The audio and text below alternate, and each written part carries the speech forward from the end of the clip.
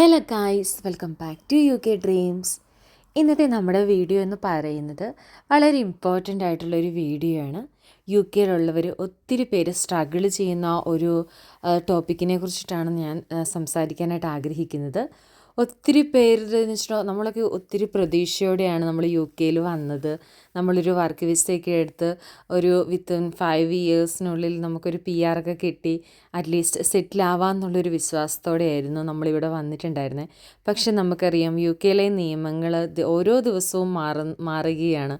അന്നേരം അതിൻ്റെ ഭാഗമായിട്ട് ഇപ്പോൾ 10 വർഷമൊക്കെ ആക്കുക എന്ന് പറഞ്ഞിട്ടുണ്ടെങ്കിൽ ഇപ്പോൾ ഇവിടെ വന്നിട്ടുള്ളവരെ സംബന്ധിച്ചിടത്തോളം വളരെ വിഷമമേറിയ ഭയങ്കര ബുദ്ധിമുട്ടുള്ള ഒരു ടോപ്പിക്ക് തന്നെയാണ്. എനിക്കറിയാം നമ്മളിൽ ഒരു 90% ആൾക്കാരും ഒരു PR കിട്ടിയിട്ടുണ്ടെങ്കിൽ ഈ ഒരു കൂടുതൽ ആൾക്കാരും ചെയ്യുന്നത് സ്പോൺസർഷിപ്പിലായിരിക്കും, അല്ലെങ്കിൽ കെയർ ഹോമിലൊക്കെ ആയിരിക്കും വർക്ക് ചെയ്യുന്നത്.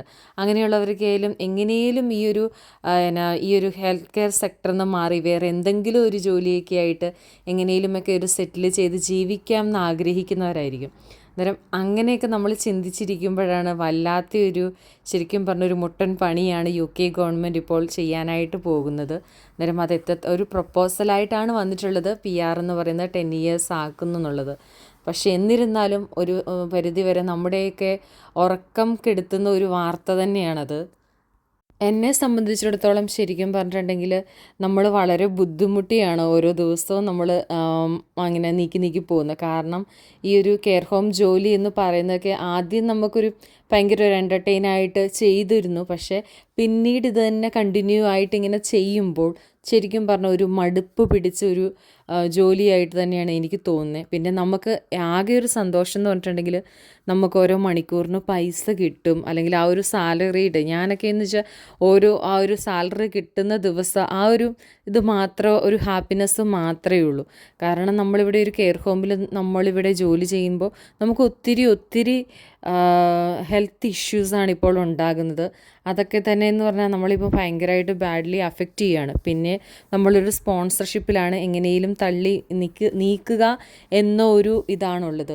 ശരിക്കും പറഞ്ഞാൽ എൻ്റെയൊക്കെ ഇപ്പോൾ ഒരു ആഗ്രഹം എന്ന് പറഞ്ഞിട്ടുണ്ട്, ഇപ്പോൾ തോന്നുന്ന ഒരു പശ്ചാത്താപം എന്ന് വെച്ചാൽ നമ്മുടെ നാട്ടിൽ എങ്ങനെയും നിന്ന് കുറച്ചും കൂടി ഒന്ന് പഠിച്ച് ഒരു PSC അല്ലെങ്കിൽ എന്തെങ്കിലും ഒരു ജോലി കിട്ടുമായിരുന്നെങ്കിൽ, ഒരു നല്ല ജോലി കിട്ടുമായിരുന്നെങ്കിൽ ഈ ഒരു രാജ്യത്ത് വരണ്ട എന്നായിരുന്നു എൻ്റെ ഒരു ഇപ്പോഴത്തെ ഒരു ഇത്. കാരണം വെച്ചിട്ടുണ്ടെങ്കിൽ ഞാൻ ഈ ഒരു കെയർ ഹോം ജോലിയിൽ വർക്ക് ചെയ്യാൻ തുടങ്ങിക്കഴിഞ്ഞപ്പോൾ തൊട്ട് എനിക്ക് ഒത്തിരി ഹെൽത്ത് ഇഷ്യൂസ് ഉണ്ടായി. എനിക്കെന്ന് മാത്രമല്ല നമ്മുടെ കൂടെ വർക്ക് ചെയ്യുന്നവരുടെയൊക്കെ ഒരു അഭിപ്രായം എന്ന് പറഞ്ഞിട്ടുണ്ടെങ്കിലും ഒത്തിരി ഹെൽത്ത് ഇഷ്യൂസാണ്. കാരണം നമ്മൾ ഈ വർക്ക് ചെയ്യുന്നത് ഇവരുടെ പേഴ്സണൽ കെയറിന്, അല്ലെങ്കിൽ ഇവരുടെ അപ്പി കോരുമ്പോഴും, അല്ലെങ്കിൽ ഇപ്പോൾ അവർക്ക് ആർക്കെങ്കിലും എന്തെങ്കിലും ഒരു പനിയോ ചെസ്റ്റ് ഇൻഫെക്ഷൻ ഉണ്ടെങ്കിൽ അത് നമ്മളിപ്പോൾ എന്ത് മാസ്ക് ധരിച്ച് അല്ലെങ്കിൽ എന്ത് ഇതൊക്കെ ഗ്ലൗസ് ഒക്കെ ഇട്ടിട്ടുണ്ടെന്ന് പറഞ്ഞിട്ടുണ്ടെങ്കിലും ഒരു പരിധിയല്ല മറ്റൊരു രീതിയിൽ അതെങ്ങനെയായാലും നമുക്ക് വരും. ഒരാൾക്ക് വന്നു കഴിഞ്ഞിട്ടുണ്ടെങ്കിൽ അതെല്ലാവർക്കും വരും. അന്നേരം പക്ഷെ നമുക്കൊരു പരിധി കൂടുതൽ സിക്ക് ലീവൊന്നും നമുക്ക് അനുവദനീയമല്ല. അങ്ങനെ ഒത്തിരി സിക്ക് ലീവൊക്കെ എഫക്റ്റ് ചെയ്യുമ്പോൾ പിന്നെ നമുക്ക് മീറ്റിംഗ് കാര്യങ്ങൾ അങ്ങനെയൊക്കെ ഒത്തിരി പ്രൊസീജിയേഴ്സ് കാര്യങ്ങളൊക്കെ ഉണ്ട്. അന്നേരം ശരിക്കും പറഞ്ഞിട്ടുണ്ടെങ്കിൽ യു കെ ജീവിതം മടുത്തു തുടങ്ങി. നമുക്കെന്ന് പറഞ്ഞിട്ടുണ്ടെങ്കിൽ ഏറ്റവും കൂടുതൽ അഫക്റ്റ് ചെയ്യുന്ന ഒരു ഇഷ്യൂ എന്ന് പറയുന്നത് ഈ ഒരു സൺലൈറ്റ് ഇല്ലാത്തതിൻ്റെ ഏറ്റവും വലിയ പ്രശ്നമാണ്. എപ്പോഴും നമുക്കറിയാം ഒരു ക്ലൗഡി ആയിട്ടുള്ള, ഇപ്പോൾ സമ്മർ ടൈമാണ്, അന്നേരം അത്യാവശ്യം വെയിൽ കാര്യങ്ങളൊക്കെ ഉണ്ട്, സൺലൈറ്റ് കാര്യങ്ങളൊക്കെ ഉണ്ട്. പക്ഷേ അല്ലാത്ത ഒരു ടൈമിൽ ഇവിടെ കൂടുതൽ ടൈമിൽ ഒരു ക്ലൗഡി അല്ലെങ്കിൽ ഒരു ഭയങ്കര എപ്പോഴും ഒരു തണുപ്പ് പിടിച്ച ഒരു അന്തരീക്ഷമായിരിക്കും.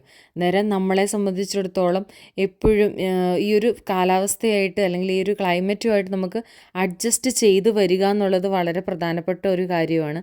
പിന്നെ അല്പജീവികളായിട്ടുള്ള അങ്ങനെയൊക്കെ ഒരു ഹെൽത്ത് ഒക്കെ ഉള്ളവരെ സംബന്ധിച്ചിടത്തോളം എപ്പോഴും പനിയും അല്ലെങ്കിൽ എന്തെങ്കിലും ഒത്തിരി പേര് ഇവിടെ വന്നു കഴിഞ്ഞതിന് ശേഷം എനിക്കറിയാം ഞങ്ങളുടെ കൂടെ ഉണ്ടായിരുന്നൊരു ഫാമിലി ഉണ്ടായിരുന്നു. അവർ കൊച്ചുണ്ടായി കഴിഞ്ഞാൽ ആ കൊച്ചിന് അഡ്ജസ്റ്റ് ചെയ്യാൻ പറ്റുന്നില്ല, ഈ ഒരു ക്ലൈമറ്റുമായിട്ട് അഡ്ജസ്റ്റ് ചെയ്യാൻ പറ്റുന്നത്, പിന്നെ അവർ കയറിപ്പോയി. അങ്ങനെയുള്ള ഒത്തിരി ഇഷ്യൂസ് കാര്യങ്ങളുണ്ട്. ഞാൻ ഈ ഒരു വീഡിയോ ചെയ്യാനുള്ള കാരണം എന്ന് വെച്ചിട്ടുണ്ടെങ്കിൽ ഒത്തിരി പേര് പറയുന്നുണ്ട്, യു കെയിൽ വന്ന് രക്ഷപ്പെട്ടില്ലേ, ഇനിയിപ്പോൾ എന്നാ നോക്കാനുള്ളേ, അങ്ങനെയൊക്കെ പറഞ്ഞു. അങ്ങനെയൊന്നുമല്ല കേട്ടോ. നമ്മളൊരു രാജ്യത്ത് വന്നിട്ടുണ്ടെങ്കിൽ നമ്മൾ ഒത്തിരി കാര്യങ്ങൾ സ്ട്രഗിൾ ചെയ്യുന്നുണ്ട്. എനിക്കറിയാം ഒരു 90% ആൾക്കാരും ഇപ്പോൾ എന്നാന്ന് വെച്ചാൽ അവരുടെ ഒരു ടെൻഷൻ എന്ന് പറഞ്ഞാൽ, അല്ലെങ്കിൽ അവരുടെ ഒരു ഉറക്കത്തിന് തന്നെ ഒരു ഇതുണ്ടാക്കിയ ഒരു കേസാണ് ഇപ്പോൾ ഈ ILR ഒരു 10 ഇയേഴ്സ് ആക്കാൻ പോകുന്നു എന്നുള്ളത്.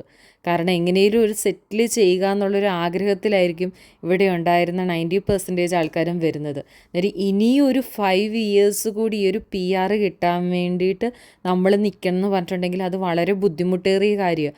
നമുക്കിവിടെ PR ഇല്ലെങ്കിൽ നമുക്ക് ഇവിടുത്തെ പബ്ലിക് ഫണ്ടോ കാര്യങ്ങളോ ഒന്നും തന്നെ നമുക്ക് യൂസ് ചെയ്യാനായിട്ട് പറ്റത്തില്ല. ഫോർ എക്സാമ്പിൾ നമ്മളിപ്പോൾ ഒരു നമുക്കിപ്പോൾ ഒരു ഹെൽത്ത് ഇഷ്യൂസ് വന്ന് നമ്മളിപ്പോൾ GPയിൽ പോയിട്ടുണ്ടെങ്കിൽ തന്നെ ആ ഒരു പ്രിസ്ക്രിപ്ഷനോടെ നമ്മൾ മരുന്ന് മേടിക്കുമ്പോൾ നമ്മൾ പൈസ കൊടുക്കണം. ഇത്ര ആ ഒരു മെഡിസിൻ്റെ പൈസ കൊടുക്കണം. നമുക്ക് ഫ്രീ ആയിട്ടൊന്നും കിട്ടൂല. അതേപോലെ ഇപ്പം ഓരോ കാര്യത്തിനായാലും നമുക്ക് അവരുടെ പബ്ലിക് ഫണ്ട് കാര്യങ്ങളൊന്നും യൂസ് ചെയ്യാനായിട്ട് പറ്റില്ല. അന്നേരം നല്ല എക്സ്പെൻസീവാണ്. നമുക്കറിയാം ആദ്യം വന്ന ടൈം ഉള്ളതുപോലെയൊന്നുമല്ല, നല്ല എക്സ്പെൻസീവാണ്. അന്നേരം അതിനനുസരിച്ച് നമുക്ക് ബുദ്ധിമുട്ടും സ്ട്രഗിൾസും ഒക്കെ ഉണ്ടാവും. പിന്നെ ജോലി സ്ഥലത്തൊക്കെ ഉണ്ടാകുന്ന ഒത്തിരിയേറെ ബുദ്ധിമുട്ടുകൾ. പക്ഷേ നമ്മൾ ഇപ്പോൾ എല്ലാവരും കരുതും കെയർ ഹോം ജോലി കിട്ടിയില്ലേ, ഇനിയിപ്പോൾ എന്താ സ്പോൺസർഷിപ്പിലല്ലേ. പക്ഷേ ആ ഒരു സ്പോൺസർഷിപ്പിൽ നിൽക്കുമ്പോഴാണ് നമ്മൾ ഏറ്റവും കൂടുതൽ ശ്രദ്ധിക്കേണ്ടത്. കാരണം നമ്മുടെ ഭാഗത്തുനിന്ന് എന്തെങ്കിലും ഒരു വീഴ്ച വന്ന് ഒരു 3-4 ഇഷ്യൂസ് ആയിട്ടുണ്ടെങ്കിൽ ആ കമ്പനിക്ക് അവരുടെ COS കട്ട് ചെയ്യാനുള്ള റൈറ്റ് ഉണ്ട്.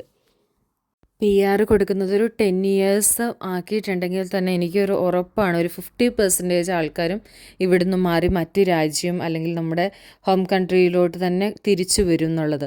കാരണം വെച്ചിട്ടുണ്ടെങ്കിൽ നമ്മളൊരു 5 ഇയേഴ്സും കൂടി ഈ ഒരു കെയർ സെക്ടറിൽ അല്ലെങ്കിൽ ഒരാളുടെ സ്പോൺസർഷിപ്പിൻ്റെ അണ്ടറിൽ നിൽക്കുക എന്ന് പറഞ്ഞിട്ടുണ്ടെങ്കിൽ ഭയങ്കര ബുദ്ധിമുട്ടേറിയ. നമ്മളിപ്പോൾ ഒരു COSൽ നിൽക്കുമ്പോൾ അല്ലെങ്കിൽ അവരുടെ ഒരു സ്പോൺസർഷിപ്പ് നിൽക്കുമ്പോൾ ശരിക്കും പറഞ്ഞാൽ ശ്വാസം പിടിച്ചിട്ട് തന്നെയാണ് നിൽക്കുന്നത്. കാരണം നമ്മൾ കാരണം എന്തെങ്കിലും ഇഷ്യൂ ആയിട്ട് നമ്മുടെ സ്പോൺസർഷിപ്പ് കട്ടാവുമോ, അങ്ങനെ എന്തെങ്കിലും ഒരു ഇഷ്യൂ ആയിട്ടുണ്ടെങ്കിൽ അവർക്ക് കട്ട് ചെയ്യാനും നമ്മുടെ ഇതാക്കാനും ഉള്ള ഇതുണ്ട്. ഇപ്പോഴത്തെ ഒരു ഇതിലെന്ന് വെച്ചിട്ടുണ്ടെങ്കിൽ നമുക്കൊരു COS അല്ലെങ്കിൽ മറ്റൊരു സ്പോൺസർഷിപ്പ് കണ്ടുപിടിക്കുക എന്നുള്ളത് വളരെ ബുദ്ധിമുട്ടേറിയ കാര്യം തന്നെയാണ്.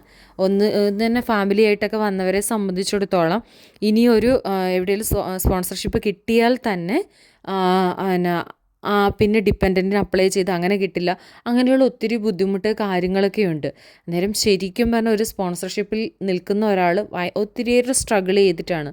കാരണം നമ്മൾ ജോലിയുള്ളിടത്ത് കാര്യം വളരെ വളരെ ശ്രദ്ധിച്ച് വളരെ ഇതായിട്ട് വേണം. എന്തെങ്കിലും ഒരു സേഫ് ഗാർഡിങ് അല്ലെങ്കിൽ എന്തെങ്കിലും ഒരു ഇഷ്യൂസ് വന്നിട്ടുണ്ടെങ്കിൽ അവരുടെ ആ ഒരു ഇതിൽ ഒരു ബ്ലാക്ക് മാർക്ക് വീണിട്ടുണ്ടെങ്കിൽ അത് പിന്നീട് റിന്യൂ ചെയ്യുന്ന ടൈമിലായെങ്കിലും അവർ ചെക്ക് ചെയ്യുന്ന ടൈമിലായാലും അതെന്തായാലും അഫക്റ്റ് ചെയ്യും. ശരിക്കും പറഞ്ഞിട്ടുണ്ടെങ്കിൽ നമ്മളിവിടെ UK വന്നതിന് ശേഷം ഇവിടെ നമ്മൾ ഉണ്ടാക്കുന്ന പൈസയുടെ പകുതിയിൽ കൂടുതലും ഇവിടുത്തെ ഗവൺമെൻറ്റിന് തന്നെയാണ് സ്പെൻഡ് ചെയ്യുന്നത്. ഇപ്പോഴും നമുക്കൊരു 2000 പൗണ്ട് നമുക്കിവിടെ കിട്ടുന്നുണ്ടെങ്കിൽ നമ്മുടെ ചിലവ് ഇതുമെല്ലാം കഴിഞ്ഞ് മോർ ദാൻ 1000 പൗണ്ട് നമ്മളിവിടെ സ്പെൻഡ് ചെയ്യുന്നുണ്ട്. കൗൺസിൽ ടാക്സ് ആയിട്ടും റെൻറ്റ്, അതേപോലെ വാട്ടർ ബില്ല്, ഗ്യാസ്, ഇലക്ട്രിസിറ്റി, നമ്മുടെ grocery items, phone recharge, wifi recharge, ഇങ്ങനെ നമുക്ക് ഒഴിച്ചുകൂടാനാവാത്ത ഒത്തിരി എക്സ്പെൻസ് ഉണ്ട്. അന്നേരം നമ്മൾ ഇവിടെ തന്നെ ഈ ഒരു രാജ്യത്ത് തന്നെ നല്ലൊരു എക്സ്പെൻസ് ഇതാകുന്നുണ്ട്. ഞാനൊരു സ്റ്റുഡൻ്റായിട്ടായിരുന്നു വന്നിട്ടുണ്ടായിരുന്നത്. അന്നേരം സ്റ്റുഡൻ്റായിട്ട് വന്നതിന് ശേഷം എന്ന് വെച്ചാൽ നമ്മളിവിടെ ഫസ്റ്റ് വന്നപ്പോൾ ഒരു പാർട്ട് ടൈം ജോബ് ആയിരുന്നു. അതും നമുക്ക് കിട്ടാൻ ഒത്തിരി കഷ്ടപ്പെട്ടിട്ടാണ് ഒരു പാർട്ട് ടൈം ജോലി തന്നെ കിട്ടിയിട്ടുണ്ടായിരുന്നത്. ആ പാർട്ട് ടൈം ജോബും പിന്നെ ഞാൻ ഫാമിലിയായിട്ട് വന്നതുകൊണ്ട് എൻ്റെ ഹസ്ബൻഡും വർക്ക് ചെയ്യുന്നുണ്ടായിരുന്നു. ആദ്യം വന്നപ്പോൾ നമുക്ക് ബുദ്ധിമുട്ടായിരുന്നു ജോലിക്കൊക്കെ. അങ്ങനെ നമ്മൾ നാട്ടിൽ നിന്ന് ഒത്തിരി സാമ്പത്തികമായിട്ട് നമ്മൾ ഒത്തിരി കടവും ഇതൊക്കെ മേടിച്ചിട്ടാണ് നമ്മൾ ഇങ്ങോട്ട് വന്നത്. നമുക്കറിയാം ഇങ്ങോട്ട് വരുമ്പോൾ IHS ഫീസ് അടയ്ക്കണം, ട്യൂഷൻ ഫീസ് ആദ്യത്തെ അടച്ചിട്ട് വരണം, അതേപോലെ ട്രാവൽ ടിക്കറ്റ്, പിന്നെ നമ്മൾ മറ്റൊരു രാജ്യത്തേക്ക് നമ്മുടെ നാട്ടിൽ നിന്ന് മറ്റൊരു രാജ്യത്തേക്ക് വരുമ്പോൾ അവിടെ എല്ലാ സാധനങ്ങളും, അതായത് അത്യാവശ്യത്തിന് വേണ്ട എല്ലാ സാധനങ്ങളും, അതായത് ഡ്രസ്സൊക്കെ നമ്മുടെ രാജ്യത്ത് യൂസ് ചെയ്ത് നമുക്ക് യൂസ് ചെയ്യാൻ പറ്റത്തില്ല. ഇത് ഒരു തണുപ്പ് രാജ്യമാണ്, അന്നേരം അതിന് പ്രൊട്ടക്റ്റ് ചെയ്യുന്ന ഡ്രസ്സ് അങ്ങനെയൊക്കെ വന്നപ്പോൾ നമുക്ക് നല്ലൊരു എക്സ്പെൻസ് നമ്മളിതാക്കിയിട്ടാണ്. അന്നേരം ആദ്യം വന്ന പാടെ തന്നെ ഒരു പാർട്ട് ടൈമും അല്ലെങ്കിൽ ഒരാളുടെ ഒരു ഇതും കൊണ്ടാണ് നമ്മൾ അഡ്ജസ്റ്റ് ചെയ്ത് ജീവിച്ചത്. അതിൽ നിന്നും കിട്ടുന്ന പൈസ സൂക്ഷിച്ച് വെച്ചാണ് നമ്മൾ സെക്കൻഡ് ഇയർ ആകുമ്പോഴത്തേക്കും ട്യൂഷൻ ഫീസ് പേ ചെയ്തിട്ടുണ്ടായിരുന്നത്. പിന്നെ ആ ട്യൂഷൻ ഫീസൊക്കെ പേ ചെയ്ത് അത് കഴിഞ്ഞ് മറ്റൊരു വിസ കണ്ടുപിടിക്കുമ്പോഴായാലും അതിനും വിസ ഫീസ് കാര്യങ്ങൾ അങ്ങനെയുള്ള ഒത്തിരി എക്സ്പെൻസ് കാര്യങ്ങളുണ്ട്. പിന്നീട് ഓരോ ഇത് കഴിയുമ്പോഴത്തേക്കും എന്നാ പറയണ്ടേ, ഓരോ വർഷം കഴിയുന്തോറും എക്സ്പെൻസ് കൂടിയാണ് വരുന്നത്. ഇവിടെ ഇപ്പോൾ സാലറി കൂട്ടുക എന്ന് പറഞ്ഞിട്ടുണ്ടെങ്കിലും സാലറി കൂട്ടുക അതിനപ്പുറത്തെ ചിലവുകളാണ് ഇവിടെ ഓരോ ഇതിനും കൂട്ടിയിട്ടുള്ളത്.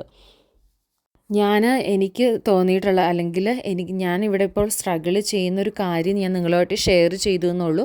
ഇതൊരു നെഗറ്റീവായിട്ട് നിങ്ങൾ കരുതേണ്ട കാര്യമില്ല. കാരണം ഇപ്പോൾ ഒത്തിരി പേര് കമൻസിലോട്ട് പറഞ്ഞു, UK പോയല്ലോ, രക്ഷപ്പെട്ടല്ലോ, അങ്ങനെയൊക്കെ പറഞ്ഞിട്ട് ഒത്തിരി പേര് കമൻസ്. നിങ്ങൾ നമ്മളിപ്പം പുറത്തുനിന്ന് നോക്കുമ്പോൾ നമുക്കങ്ങനെ തോന്നില്ല. പക്ഷേ ഒരു രാജ്യത്ത് വന്നു കഴിഞ്ഞ് എത്രത്തോളം നമ്മൾ സ്ട്രഗിൾ ചെയ്യുന്നുണ്ടെന്നുള്ളതും വളരെ ഇതായിട്ടുള്ള. അതേപോലെ ഇപ്പോൾ UK നിയമങ്ങളൊക്കെ മാറ്റി കഴിയുമ്പോൾ ഇനി എന്താവും ഇവിടുത്തെ ഭാവി എന്ന് പോലും നമുക്കറിയത്തില്ല. കാരണം ഇനി ഇവിടെ 10 ഇയേഴ്സിലോട്ടൊക്കെ ആക്കാനാണ് പോകുന്നതെങ്കിൽ ഇനിയും ഒരു 5 ഇയേഴ്സും കൂടെ നമ്മളിവിടെ ഈ ഒരു ആരുടെയും ഒരു സ്പോൺസർഷിപ്പിൻ്റെ അണ്ടറിൽ നിൽക്കുക എന്നൊക്കെ പറയുന്നത് വളരെ ബുദ്ധിമുട്ടാണ്. എസ്പെഷ്യലി കെയർ ഹോം ജോലിയിലൊക്കെ ഒരു 10 ഇയേഴ്സ് ജോലി തുടർന്നിട്ടുണ്ടെങ്കിൽ തന്നെ നമുക്ക് ഏറ്റവും കൂടുതലും ഹെൽത്ത് ഇഷ്യൂസാണ്. കാരണം ഇവരുടെ പേഴ്സണൽ കെയറിൽ ഇവരെ ഹെൽപ്പ് ചെയ്യുമ്പോൾ അല്ലെങ്കിൽ നമുക്ക് ഫുൾ ടൈമായിട്ട് വർക്ക് ചെയ്യേണ്ടതായിട്ടുണ്ട്. അന്നേരം നമുക്ക് അതിലൊന്നും ഒരു ഒഴിവും നമുക്ക് ഇതാക്കാൻ വേണ്ടി പറ്റത്തില്ല. അന്നേരം നമുക്കെന്ന് വെച്ചാൽ ഒത്തിരി ഹെൽത്ത് ഇഷ്യൂസ് കാര്യങ്ങളൊക്കെ ഉണ്ടാവുന്നുണ്ട്. അന്നേരം ഇതൊക്കെ എനിക്ക് നിങ്ങളുമായിട്ട് ഷെയർ ചെയ്യണമെന്ന് തോന്നി. ഇനി ഇങ്ങനെയൊരു നിയമങ്ങൾ കാര്യങ്ങളൊക്കെ വന്നിട്ടുണ്ടെങ്കിൽ ഇവിടെയുള്ളവരുടെ ഭാവി എന്താവുമെന്നും അറിയില്ല. അന്നേരം ഇതുപോലെ ആരെങ്കിലുമൊക്കെ ഈ ഒരു ടെൻഷനിലൂടെ അല്ലെങ്കിൽ ഈ ഒരു സ്ട്രെസ്സിലൂടെയൊക്കെ പോകുന്നവരുണ്ടെങ്കിൽ ജസ്റ്റ് ഒന്ന് കമൻറ്റ് ചെയ്യുക. നിങ്ങൾക്ക് ഇതൊക്കെ എങ്ങനെയാണ് തോന്നുന്നതെന്നുള്ളത്, അല്ലെങ്കിൽ നിങ്ങളുടെ ഒപ്പീനിയൻസ് കൂടെ ഒന്ന് കമൻറ്റ് ചെയ്യാനായിട്ട് ശ്രദ്ധിക്കുക. അന്നേരം ഞാനിങ്ങനെ ഇത് പറഞ്ഞു എന്നേ ഉള്ളൂ. അത്രയേ ഉള്ളൂ. അന്നേരം ഇന്നത്തെ വീഡിയോ ഇതാരും നെഗറ്റീവായിട്ട് കരുതേണ്ട കാര്യമില്ല. ജസ്റ്റ് ഇവിടെ നമ്മൾ സ്ട്രഗിൾ ചെയ്യുന്ന നമ്മുടെ കുറച്ച് ഇഷ്യൂസ് കാര്യങ്ങൾ നിങ്ങളിലേക്ക് ഷെയർ ചെയ്യാനായിട്ട് ആഗ്രഹിച്ചു. അത് കാരണമാണ് ഈ ഒരു വീഡിയോ ചെയ്തത്. അന്നേരം ഇത്രയേ ഉള്ളൂ ഇന്നത്തെ video. Thanks for watching my video. Thank you all.